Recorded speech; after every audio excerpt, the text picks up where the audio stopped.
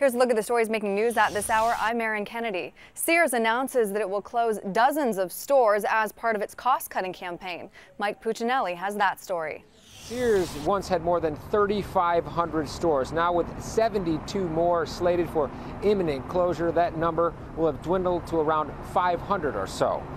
Sears, of course, has been a household name in America since the late 1800s, but for decades, Americans have been shopping there less and less. So at around lunchtime, the company is expected to announce where the 70-plus stores are and how many of the company's more than 140,000 employees will be affected. We caught up with customers as they headed into the company's smaller but still operating North Riverside store. For the bronze, the store symbolizes quality. Jeff was reminded of that recently when he found and used his grandfather's 70-year-old table vise. It's crazy how it's that old, but... And that was something your dad bought. My dad, yeah. Yes, yeah, that's right.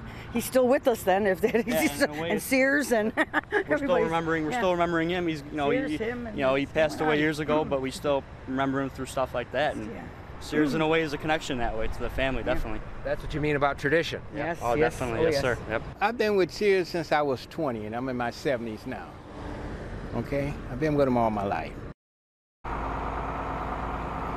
Of course, Sears and Kmart merged back in 2004. There are about 1,000 total Kmarts and Sears stores at this point. Now, when Sears first became a retailer, a public retailer, was the first retailer to go public more than 100 years ago. It was valued at $1 billion at that point.